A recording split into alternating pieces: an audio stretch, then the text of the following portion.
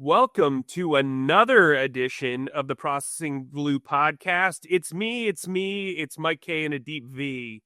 And I'm joined by fellow Panthers beat reporter, Alex Zietlow. How are you doing, Alex, after covering the ACC tournament? What is going on? Okay, before I talk about the ACC tournament, what is that reference to? I'm sorry. There's a couple of different things that you could go to. There's the fact that I'm wearing a V-neck that seems a little bit deeper than normal. Oh, okay. But also, uh, I've got a friend dinner after this, and that's obviously presentable attire when you hang out with friends and you're in your mid-30s.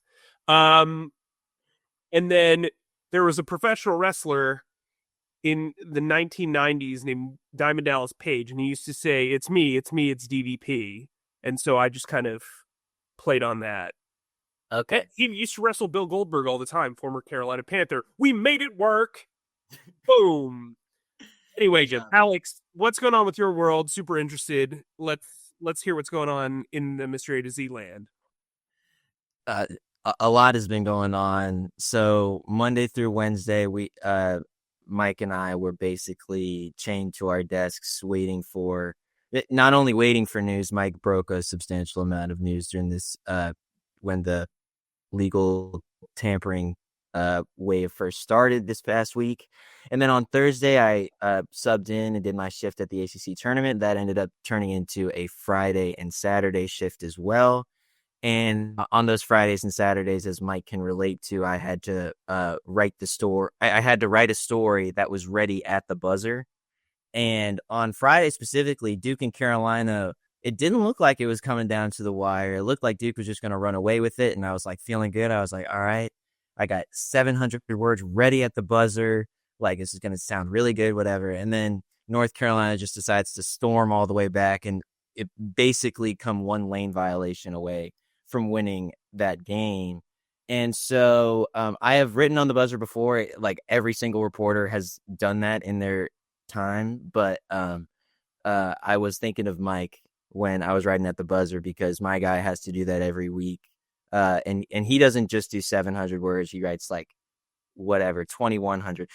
The 2,100 words, like right as the clock hits zeros on Panthers games, which, some might say is overkill, but some would. No, for sure. No, I'm not your grandpa's gamer. I think gamers are, well, that's a whole nother podcast. But yes, some would say I'm verbose. My poor but yeah. No, but it was really fun, and now I'm excited to talk about Panthers now that kind of the dust has settled with the first wave of free agency.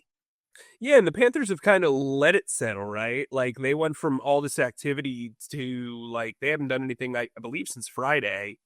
There was a bit of news. We're recording this Monday that I confirmed earlier today, Monday. Taylor Moton was due a $3 million bonus in the third day of the league year. What that essentially does is lock in his contract. It also gives him, $3 million. That's what a bonus is. He also has a $14.7 million base salary. So he's going to make about $17.7 million this year. He's got a cap number, though, of $31.3 million because of a lot of reworkings of of his long-term contract over the years. He's in the final year of his deal. There were some that thought he could get an extension or do a restructure.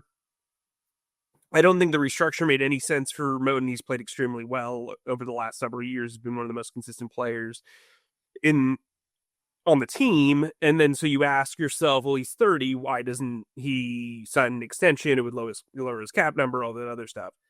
I would say the answer to that is trifold, like a wallet. It's it gives you cap flexibility. Just because you can afford something doesn't mean you should buy it. Most people could afford luxurious trips. Doesn't mean they should do it, right? Because there's always a bill to pay afterwards, especially my water bills. Anyway, I got to call a guy about that. Number two, roster flexibility, right? You've already sunk in a lot of money into the offensive line with the two guard spots. It's unclear whether you're going to pick up the 5th-year option on Ike Ekwonu or extend him. Center is kind of open ended, even though you got short term deals there. You have some pretty expensive backups in Brady Christensen and Josh Nijman so far. Um, Cade Mays or Austin Corbett, whoever loses that battle, they're going to be a pretty expensive backup too. So you've got a lot of stuff that you need to keep fluid. You also don't know if they're going to be able to maintain the offensive line success that they had last year. So what are your thoughts, Alex? Do you think this is the right move to just kind of bite the bullet, take the Moten contract as it is right now, then you could figure it out later? Two things come to mind when I'm posed that question, Mike. Firstly, I think that Dan Morgan and Brant Tillis saw this increased salary cap number for each team and were like, let's take advantage of it. Let's be creative and figure out ways where we can like kind of tilt the scales in our way, or whatever the metaphor is. I've also noticed on the show that I do not do a great job of like following through on the metaphors that I start. um, but anyway, so for those who don't know, the NFL salary cap increased by 23.8 million this offseason, the biggest increase in NFL history. And so now every team has a salary cap of 279.2 million per team. And so Dan Morgan and Brant Tillis looked at that number and said, okay, what can we do with that? We can give Adam Thielen a de facto raise with his contract restructuring. We can bring back Tommy Tremble on a pretty good deal before he even like gets the inkling to try and like see what his tight end market is with his free agent market. They were able to lock down J.C. Horn, which I'm sure we'll talk about more in a moment. And then this Taylor Moten thing, like you said, this new salary cap gives them the flexibility to stop, quote unquote, kicking the can down the road with Taylor Moten's contract and provide that flexibility that you're talking about. I do want to ask you something about that flexibility, though, Mike. So Taylor Moten was known as this guy who was this Iron Man sort of athlete. He played in something crazy. I wrote it down here. He played in he started his 100th straight game with the Panthers at the season opener of 2024. He played in 6,758 straight snaps before going down with his triceps injury in Chicago in week 5. He then missed the next 2 contests and then started the next 9 of 10 games to finish out the season. So he clearly has like this remarkable ability to show up for game days and to like be there. And that's really important along offensive line, as Panthers fans known over the years. Like you said, though, he is 30. He's going to be 31 for pretty much the entire 2025 season.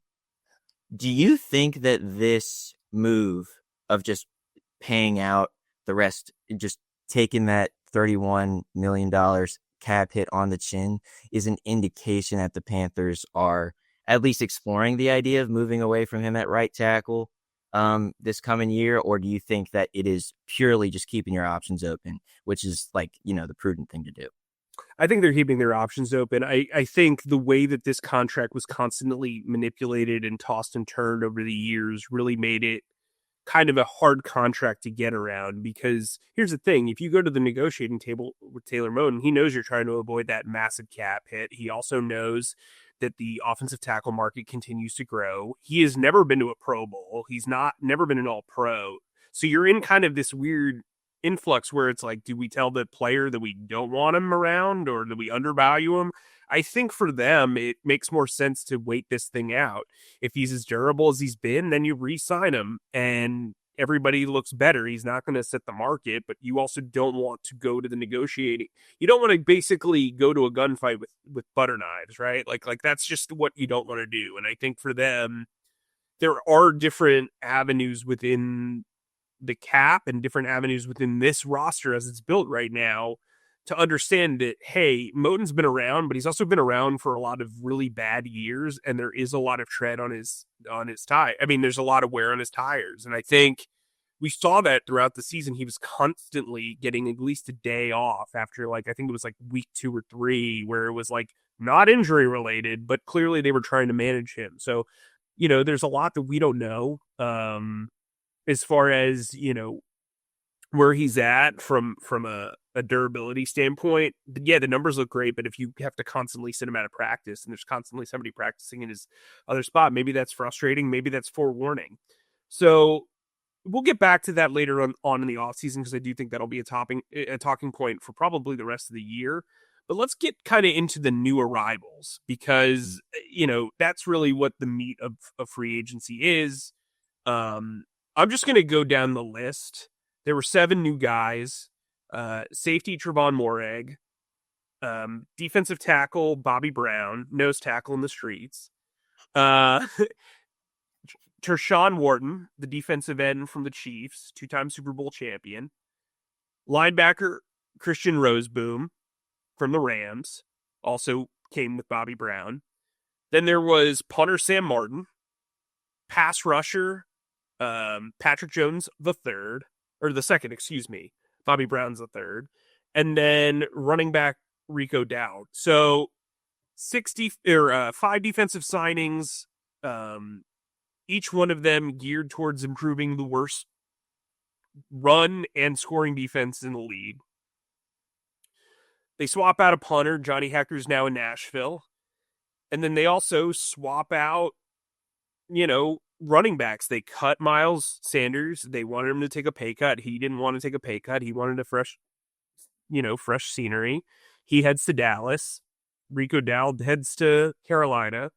Funny how that worked. And look, I think, the Panthers have put themselves in a position where it's like, I've seen a lot of national critics kind of criticize them for like overspending, but like, that's crazy to me because look, there was some overzealous reporting. I'm not going to like criticize their colleagues, but like there was some overzealous reporting nationally on Monday of last week where it was said that they were finalizing a deal with Milton Williams. Obviously, a guy who I said was their can't miss dude, was a guy who was really important for them. Trevon Moehrig was also on my list. Bobby Brown was also on your list last week if you turned into the free agency special. But what I would say is there was this talk of them overpaying, and I saw a lot of people criticizing them and not New England. So Milton Williams ended up getting a 4-year, $104 million deal. $104 Ridiculous. So, for perspective, Derek Brown, who is like before he got injured this past year, one of the workhorse defensive linemen of the league, got 4 years, 96 in an extension. Milton Williams never played more than 48% of the snaps on defense in his 4-year career. He was also playing opposite guys like Fletcher Cox, who probably going to get some Hall of Fame consideration. Jalen Carter, who's a top 3 defensive lineman in the league at this point. And then like Jordan Davis, who takes on double teams like it's he's like it's nothing. I mean, you've also had pass rushers like Brandon Graham and Hassan Reddick and all these guys that he's benefiting from. He's never really had to take on double teams. He's going to get double teamed in New England. But anyway, here's something I put in the Access Panthers newsletter. So with that $104 million, the contracts of Trevon Moehrig, Bobby Brown III, Rico Dowd, Patrick Jones II, Christian Roseboom, Sam Martin, and the contracts for both Brady Christensen, and Austin Corbett, who we mentioned earlier, plus the restricted tender of Cade Mays, all fit within that $104 million. Those contracts that I just talked about were dished out at $102.5 million combined. So you still have $1.5 million to spend if your salary cap is Milton Williams. I think that's important to put into perspective. Tershawn Wharton, the contract's gotten a lot of, it was nationally reported that it was $54 million. That's with incentives. I've reported that it's $45 million. In truth, it's a very front-loaded contract. It's 2 years. He's basically getting 2 years, $30 million. That's what it is. Is that an overpay? Absolutely. Is he that good to get that stuff? Probably not. He's a situational interior pass rusher. He'll be used all around. I would not put him out on obvious rundowns very often. I'm under the impression that this defensive line group with A'Shawn Robinson and Derek Brown and Tershawn Wharton and Shai Tuttle, who took a pay cut, we reported that last week. Those guys are all going to be in a rotation. It's going to be a platoon-like thing. You've seen that from teams like the Chiefs, teams like the Eagles, keeping those guys fresh, rotating them around. Is it an overpay? Yes. But I've seen like people say that it was like a panic move because they missed out on Milton Williams. Milton Williams is making $104 million. If you want to just take their contracts and what they were reported, right? Like Tershawn Morton is making less than half of what Milton Williams is making. Yeah, Milton Williams is way higher upside. He's a way better player. Well, guess what? He's compensated like that. He's making $26 million a year. Morton's making, $15 million a year, and most of that's funny money. After the first 2 years, and they can get out. So, with all that said, Alex, who do you think was the best external signing that they made during the first wave of free agency? Well, Mike, just to punctuate the Milton Williams stuff, the Panthers didn't have the luxury of paying one guy that much money. I'm sorry. This defense needed so much work. They still only have two safeties on their roster. Two. Could you imagine bringing in a guy who's a rotational pass rusher, interior lineman from the outside that makes more than both Derek Brown and J.C. Horn, two guys you have set up to be the leaders of this defense over the last 2 years? No, I didn't. No, that wouldn't happen. And I mean, when you got on your platform and said, "Yo, Milkshake Williams," or whatever his like nickname was that y'all had, like, when you said that he should be a Carolina Panther, that would be a really awesome move. If the Panthers can pull it off, you weren't thinking that number in your head, I can imagine. No, I was thinking probably like 4 years, 86 million. Something like that. Like I could buy 20 million and change.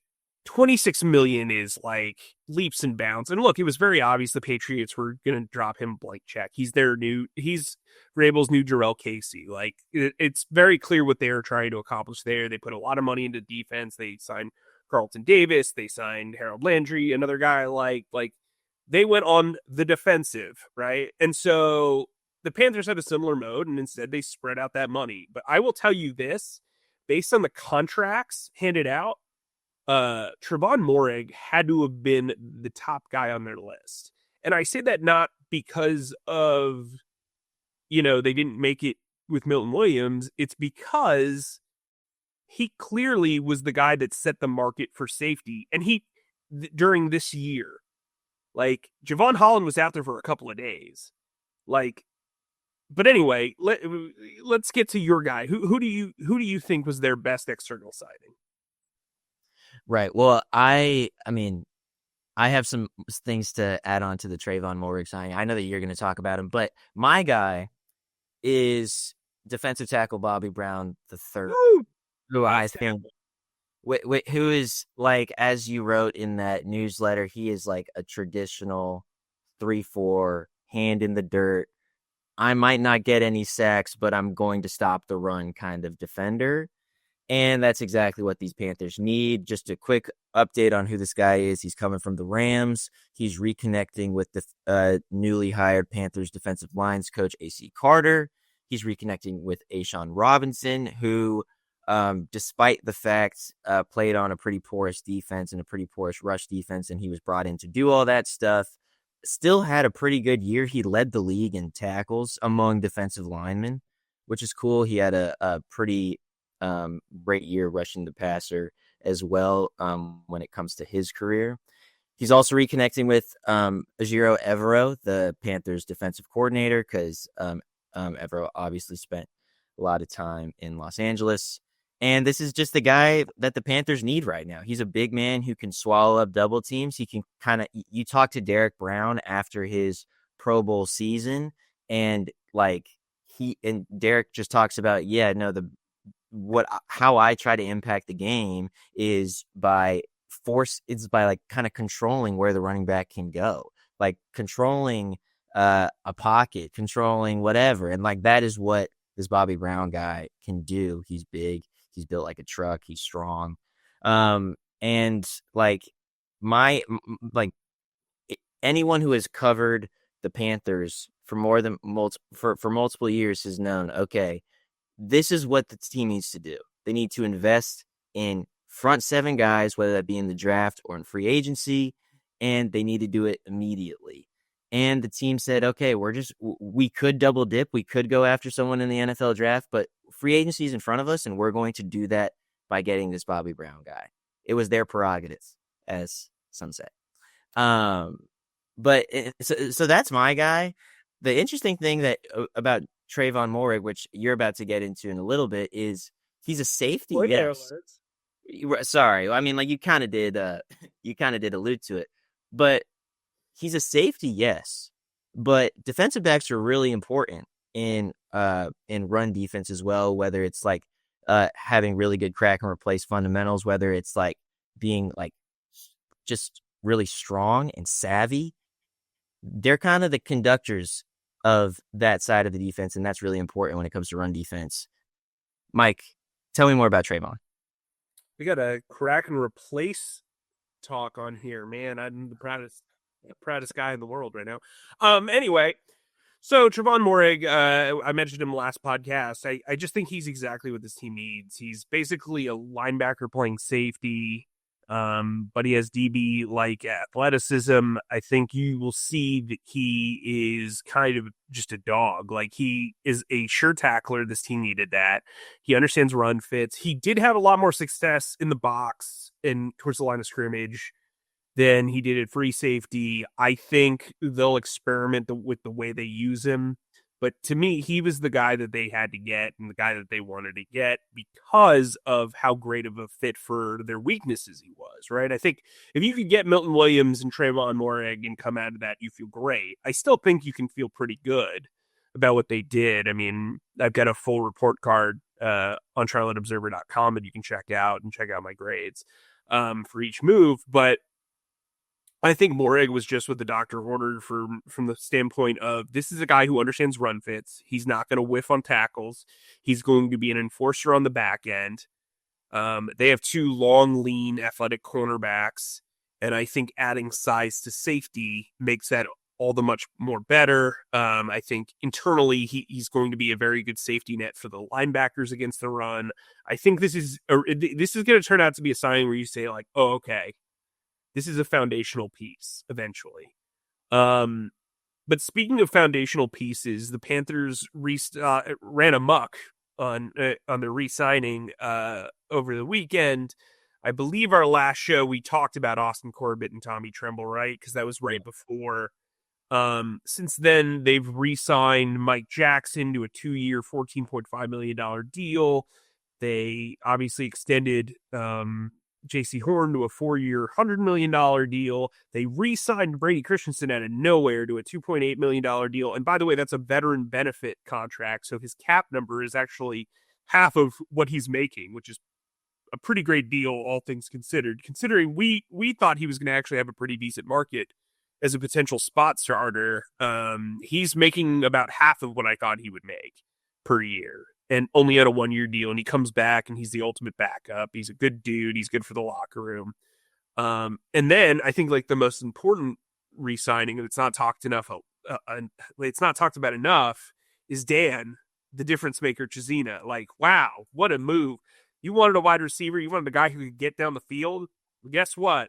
Homeboy can run. Yeah, he can run, but dude, like, are you just saying? Are you just saying? I mean.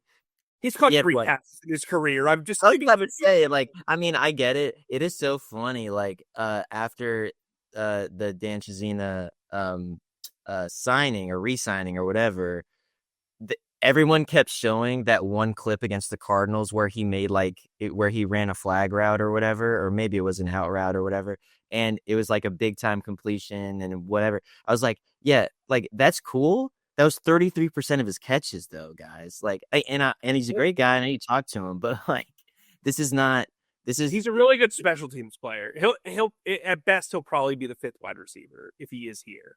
Yeah, but let's not act like Dan Chizina is, like Ted McMillan or whatever. Hey, Zach, please hold on to that clip because if Chizina has one of those David Moore-like games, we are going to play that like on loop. It might be a whole episode. No, I'm not even like crapping on the guy. I mean, like he's fast and he's good, and or like he's fast and he like has taken advantage of his opportunities. Like he is a guy that Dave Canales would precisely love. This guy who's willing to make his money on special teams, but like, I don't know. Let's not make me a social media club right All now. right. Anyway, so here's the thing. These resignings are important, and we have to talk about the extension and everything. And it's a point that I kind of made to J.C. Horn in his press conference. It seems like the Panthers are incentivizing a lot of guys on their contracts, whether it's the external guys or the internal guys. They're also giving Adam Thielen a raise. They are putting incentives into the contract of Austin Corbett if he wins the job. There are incentives in Brady Christensen's contract. They're rewarding Mike Jackson for having one of the few defensive success stories of last season. Mm-hmm. They are rewarding guys, and I think that's extremely important for culture. It's something that is really important. Like, I think right now, Dave Canales, everybody talks about the culture he's setting. I think it's more vibes right now. The way you really truly identify culture is when it's kind of the vibes extend beyond the 1 year, right? Like, or when you face extreme adversity after it's been a while. And so I think guys see, and people on the outside are starting to see, that when you come and play for the Panthers, if you perform, you will be paid. Now, that's not like a hallmark thing of this franchise. Obviously, we just talked about Taylor Moton. Johnny Hecker had a down year, but he had a pretty good overall tenure. Eddie Pinheiro had an okay tenure. Some of these guys aren't getting re-signed, right? Like Xavier Woods played 100% of the snaps. He immediately leaves to go to Tennessee. But I would say the signing of JC, which was a record setter, Derek Brown got an awesome contract. They give a raise to Thielen, all that stuff. Like, what's your overall takeaway from all these re-signings, extensions, and then also, the incentives? I think it's good for culture setting, as you kind of said. I can't remember who asked Tommy Tremble this, but something Oh, about Tony Turnbull is another guy. Yeah. yeah. I can't remember who asked Tommy Tremble about this, but someone asked him in the press conference, like, "Hey, what does the fact that the Panthers are trying to reward guys who were available, who have played well, because because the Panthers didn't need to go out and sign Adam Sure. Thielen, or not sign Adam Thielen, give a raise to Adam Thielen. They didn't need to, but they chose to because of what Adam has meant to the team. Um, and so, yeah, I mean, these re-signings do matter a lot. One question that I wanted to pose to you, though, Mike, is so J.C. Horn gets this at the time record-setting contract. He was for, I don't know, like a week, like 7.5 days, the top paid cornerback in NFL history. Is that something that the Panthers needed to do? Like, did they need to pay him that much to retain him? And also, like, like DB1s are not like just rampant in the NFL. So what is your take on like the Panthers re-signing JC? Was that a good deal, do you think? Yeah, I mean, I think they had to do it. They also kind of knew that the market was going to be reset very quickly afterwards. Obviously, Derek Stingley is now making $30 million a year, so JC's record lasted like less than a week. I mean, like that's the look. I think the market is what it is. I think CB1s are much harder to find. Like true CB1s are even harder to find than wide receiver ones. We've talked about it before. I think there's 10 to 12 wide receiver ones in the league. True number one wide receivers. Like, hey, this guy, 8 times out of 10 is going to make the play. I think at corner, there's about 5 to 6 of them. And I think JC Horn, when he is healthy, can be one of the 5 to 6 to 7 of those guys. And so I think this team has gotten into the habit of letting go of great internal players, good internal players, even. I mean, I think that Dan Morgan and Brant Tillis are understanding that in order to build culture through Canales, you have to retain talent. And I think J.C. Horn, coming off his first Pro Bowl, was absolutely the right guy to extend. I also think, if you notice, Derek Brown makes his first Pro Bowl, he gets extended. J.C. Horn makes his first Pro Bowl, he gets extended. It's another incentive overall. It's like, hey, take the hit. But another hint that I think the Panthers need to take is to fill their remaining needs. And so let's talk about their biggest remaining needs real quick before we close off. I'm going to say safety, as you mentioned before.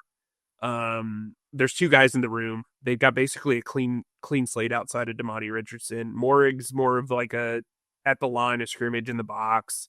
Can play some free safety. They're going to play zone defense, so him facing the quarterback will help him, obviously, um, more times than not.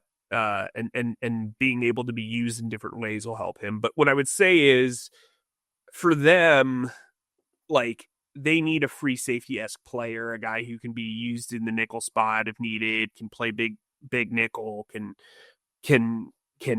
really, if they go into more of a man coverage look, you can depend on him in man to match up on tight ends or running backs or even slot receivers. So that's what I would say their biggest need is. There are some guys still out there. Julian Blackman's a guy that comes to mind. Even if they wanted to be a little cheaper, a guy like Elijah Riley, who's a bit of a journeyman, kind of makes sense. What's the biggest remaining need you think they have heading into kind of the second week of free agency? Wide receiver. I think you made great points about safety, but the wide receiver position is not in desperate need, but in need of a game changer, a guy who can stretch the field. Yes, to all the Panthers fans who sent their condolences, I was heartbroken when Marquez Valdes-Scantling got signed by the Seahawks. He's not a game changer, for the record. He is absolutely a game changer, and I'm standing by it. No, he's not. I'm sorry. He's a very solid role player. Yeah, but he can at least stretch the field a little bit. But yeah. So they need a wide receiver, whether that be Tet McMillan if he's still on the board at 8. Now I'm all this. Now the interesting thing about free agency, man, is like we thought that okay, the Panthers need to do this in the draft, or at least I did. I was like, get a linebacker in Jalen Walker, or a pass rusher, or a defensive lineman in Mason Graham, whatever. Like I was like front seven. And the Panthers still might elect to do that, but they did so much work on that front in free agency that I wonder if their draft strategy changes or if it should change. That's something that. Yeah, sorry, I don't mean to cut you off, but to your point, look at all this money that T. Higgins just signed for, and he's the number 2 wide receiver. Look at all this money that Jamar Chase just signed for. The way that the league is going is you want to, you want to be able to cost effect change, right? And so I think drafting a wide receiver early, whether it's Ted McMillan or Texas wide receiver Matthew Golden, who I'm very much on the bandwagon for, I think he's exactly what they need. Seen him compared to Brandon Cooks, which I think a early career Brandon Cooks is exactly what this team needs. A deep threat who can take away coverage, who can open up the box, who can benefit everybody, but also has possession receiver skill sets and dependability is exactly what this team needs. And so I think that's kind of their only play at this point. Would you agree? Yeah, I think that's a really good point. The one thing is, in your point being obviously like drafting wide receivers is so much more cost effective than trying to get a DK Metcalf. Like you're trying to trade for him and then extending him to $30 million a year or something. It just makes a lot more sense to try to draft a wide receiver. The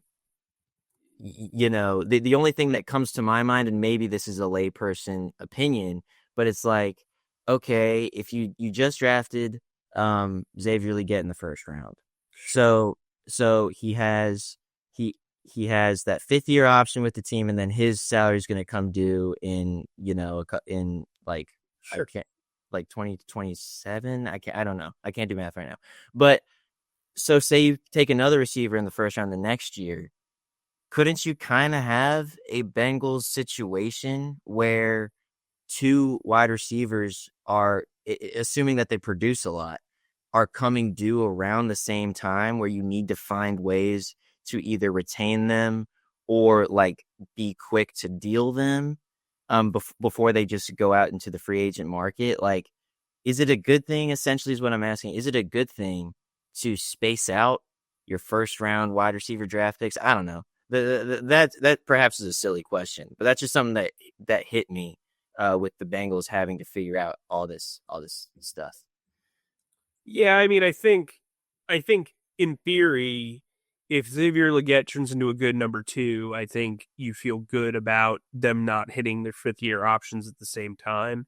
But also, you know, as the cap climbs, if they do well, Bryce does well, right? And so, like, that's the thought process I would take into this.